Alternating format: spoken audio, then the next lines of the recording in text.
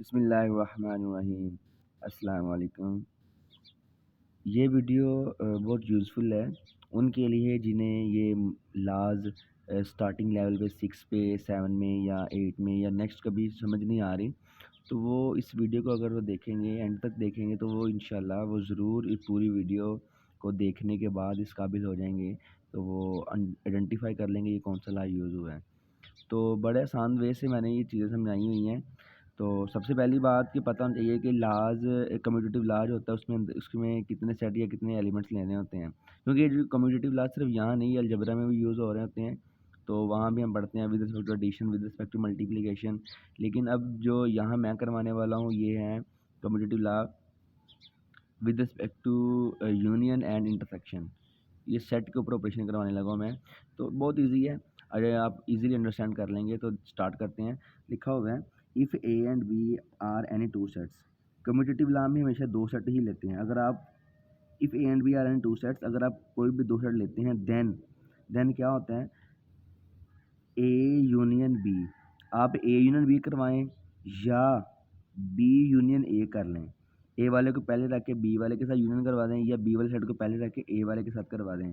तो यूनियन में हमेशा उनका इंटरसेक्शन, इनका यूनियन हमेशा सेम आएगा। तो ये मेरे पास है commutative law with respect to union, with respect to union. ये मेरे पास यूनियन के अकॉर्डिंग है, ठीक है। अगर इस तरह मैं विद रिस्पेक्ट इंटरसेक्शन देखता हूँ तो मेरे पास आता है कि अगर मैं ए इंटरसेक्शन बी करूँ या बी इंटरसेक्शन ए करूँ तो उसका आंसर हमेशा सेम आएगा। तो ये मेरे पास है इंटरसेक्शन के अकॉर्डिंग कम्यूटेटिव ला। इसमें कोई इतना ख़ास डिफ़िकल्ट या इतनी ख़ास डिफ़िकल्ट कोई कंसेप्ट या कोई चीज़ नहीं है।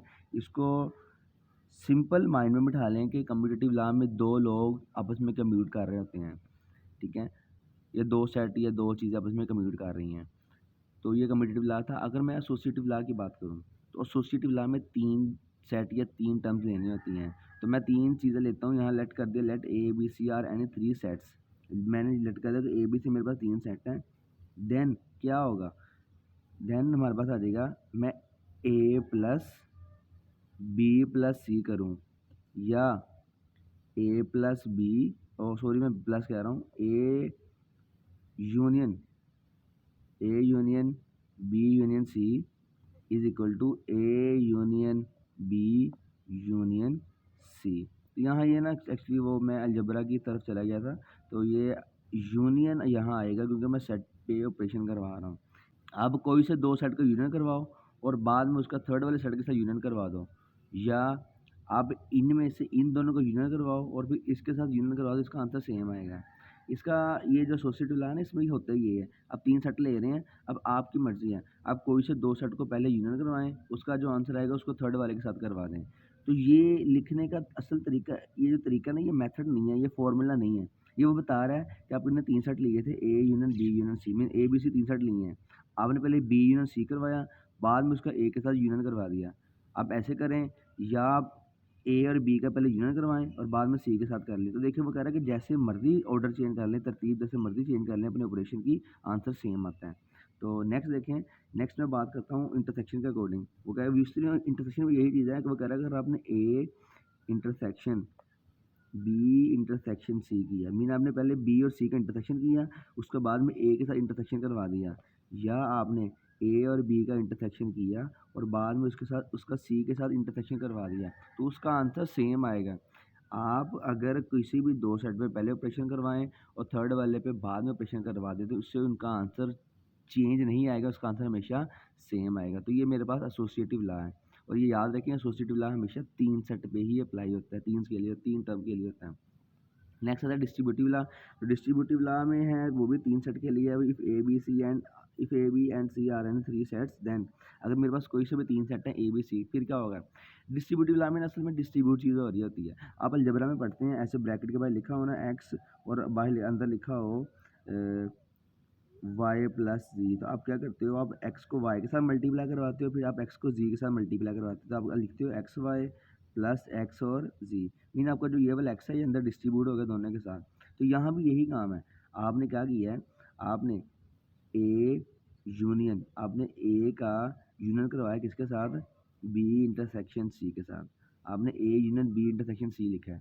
जो ब्रैकेट के बाहर ये वाली चीज़ है, आपने इसको इनके साथ डिस्ट्रीब्यूट करवाना है। तो जब करेंगे तो ए यूनियन को बी के साथ, फिर आप ए यूनियन को सी के साथ लिख देंगे। तो यहाँ आ जाएगा ए यूनियन, ब्रैकेट में सबसे पहली टर्म क्या है, बी, फिर आ जाएगा ए यूनियन और सी, और दरम्यान में जो ये वाला ऑपरेशन है वो लिख देते हैं, वो इंटरसेक्शन। क्योंकि यहाँ देखें एक्स को वाई से किया तो ये एक्स वाई आ गया, एक्स को जी से किया तो एक्स जी आ गया, दरम्यान में जो ये वाली टर्म है प्लस वाला साइन है तो मैंने प्लस लगाया हुआ है। तो यहाँ भी यही है, आपने ए यूनियन को बी से लिखा तो ये आ गया, फिर आपने ए यूनियन को सी के साथ लिखा तो ये आ गया, और ये इंटरसेक्शन वाली चीज़ ये वैसे की वैसे ही है।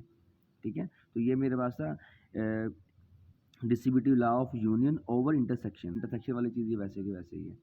ठीक है, तो ये मेरे पास था distributive law of union over intersection. ठीक है, ये मेरे पास ऐसे था। तो इसका एक और है, वो ये है कि A intersection B union C, पहले यहाँ यूनियन था, यहाँ मैंने इंटरसेक्शन कर दिया। अगर वगैरह ऐसे करें A intersection B union C करें तो फिर भी ऐसे ही आपने ये ब्रैकेट के बाद ए इंटरसेक्शन है, इसको आपने इस बी के साथ भी डिस्ट्रीब्यूट कर देना, आ जाएगा ए इंटरसेक्शन बी, फिर इस ए इंटरसेक्शन को सी के साथ ए इंटरसेक्शन सी, ऐसे आ जाएगा, दरम्यान में ये यूनियन का साइन वैसे ही।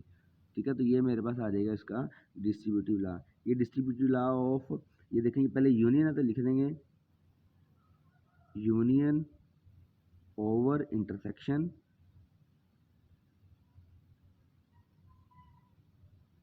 ठीक है, और जो ये वाला ये मेरे पास है इंटरसेक्शन ओवर यूनियन,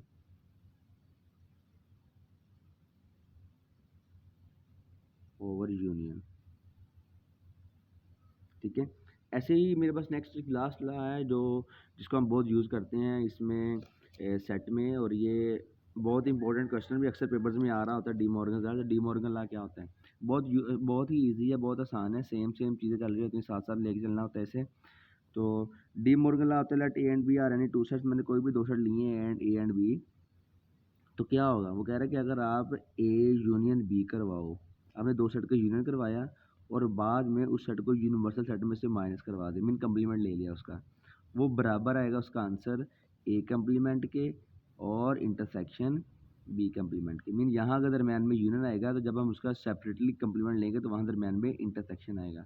और इसका सेकंड लॉ मेरे पास ये है कि अगर मैं A intersection B whole complement करूँ, अगर मैं दो सेट का इंटरसेक्शन लूँ और बाद में उसका कम्प्लीमेंट करूँ, कम्प्लीमेंट का मतलब होता है यूनिवर्सल सेट में से माइनस करवाना, तो उसका आंसर आएगा A complement union B complement के। ठीक है, तो ये मेरे पास कुछ लॉ हैं, बहुत इजी लॉ हैं, इसे एक दफ़ा रीड आउट करें, और मेरा ख्याल है कि आप अगर इसे एक दफ़ा पढ़ ही लेंगे मेरी वीडियो सुनने के बाद, अगर इसे आप एक दफ़ा पढ़ लेंगे तो ये आपके माइंड में ईजिली बैठ जाएंगे और आप कभी इसे नहीं भूलेंगे। कमेंट सेक्शन में वीडियो पे ज़रूर कमेंट किया करें, इससे हमारी हौसला अफजाई भी होती है, और ये कि अगर आपको कन्फ्यूजन है तो आप ज़रूर बताया करें। अल्लाह हाफिज़।